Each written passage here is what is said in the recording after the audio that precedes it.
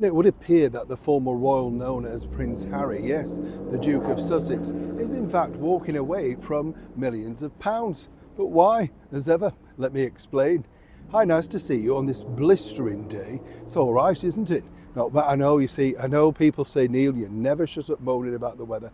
But I think it's been about 32 or 33 here today in London. So if you are one of our lucky tourists turning up to London on these wonderful occasions, do enjoy it. This is the sort of day you should really go on one of those open top buses, do you know what I mean? Because you can get the breeze, plus you get to see all the sights without the steamed up windows and the rain. I know I've said to you before, I feel so sorry for people that do that and they can't get to see anything, but it's been an absolutely glorious day here in London town and across most of the United Kingdom. Whatever weather you're having, I hope you're still cheery.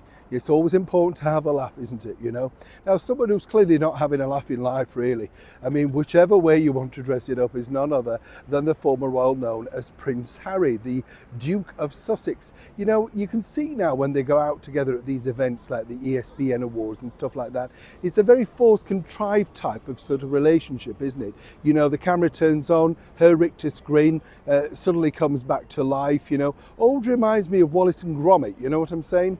And it's just permanently, she's smiling as if she's looking towards someone who's, really thrilled to see her.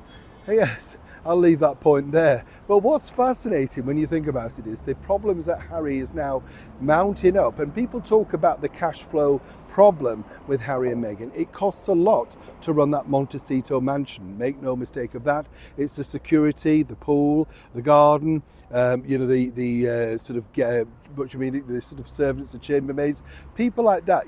These people do not do their own work. Not like you and I, they're not slaving over an iron, doing shirts and stuff on a Sunday night for the following week. It's a different world. And because of that world, you need a never-ending income. What we think is a lifetime's money is nothing to these people. So you can understand the reticence when you think about it for Penguin Random House and the deal that they made with Prince Harry regarding his book Spare. Yes, it sold well, but it could have sold better. There's no two ways about that.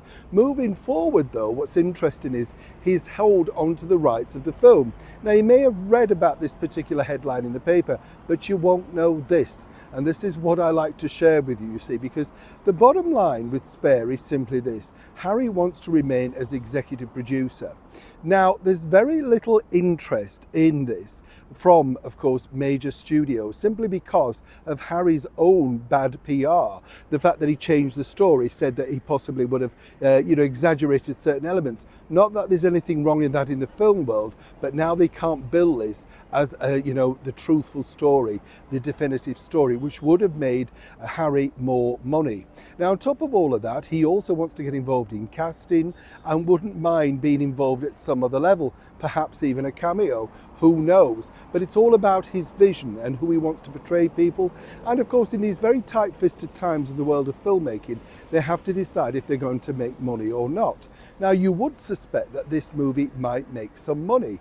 I would say otherwise, that it might be more of a Lifetime movie type thing for TV. Something very, do you remember this sort of very quick mini-series of the 1980s? That sort of stuff. That, to me, is how it would work best. I don't see this as a cinematic release.